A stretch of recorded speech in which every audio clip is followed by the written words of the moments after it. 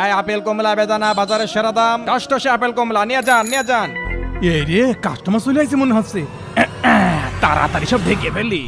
ভাই 1 KG apple দেন তো। ভাই আপেল কমলা নেই। কি বলছেন আপনি? ফলের দোকানে বসে রয়েছেন আবার বলছেন আপেল নেই। আরে ভাই বলছি তো কোনো আপেল নেই। আপনি ওই সামনে ওই চাচার দোকান থেকে কিনে নেন যান। আরে এই যে কি? ওই ভাই হাত সরান। আপনার বলছি না আপেল নেই, শুধু ঝামেলা করেন। যান ওই চাচার কাছ থেকে কিনে নেন যান। বুঝলাম না, লোকটার মাথায় সমস্যা নাকি? ফল তো সব ঢেকে রেখে দিয়েছে দেখছি। ভাই আপেল আছে নাকি? ওই ভাই হাত সরান। কোনো আপেল নেই জান তো।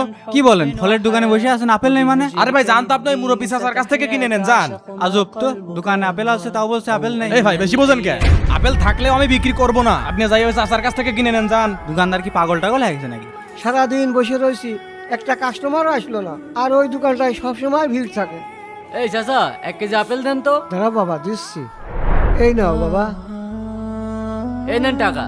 চাচা ওই লোকটা আপনার কাছে আমাকে দিয়ে দিল কেন? মানে বুঝলাম না বাবা। ওর দোকানে আপেল কুমলা সবই আছে, আমি যাওয়ার সাথে সাথে সবকিছু ঢেকে রাখলো, তবু আমাকে দিল না।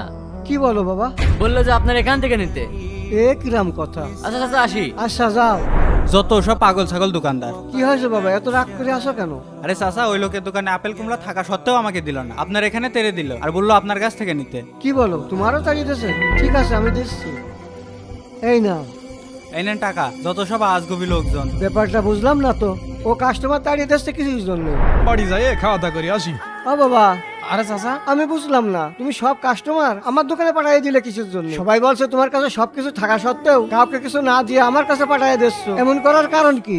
চাচা সকাল থেকে আল্লাহ তাআলা আমার ব্যবসা বাণিজ্য ভালোই দিয়েছে। আমার ভাগের রিজিক আমি হয়তো বা পেয়ে গেছি, কিন্তু আমি দেখলাম সকাল থেকে আপনার দোকানে কাস্টমার নেই, তাই ভাবলাম আমার রিজিক তো পেয়েই গেছি, বাকি কাস্টমার গুলো আপনার কাছে পাঠিয়ে দিই।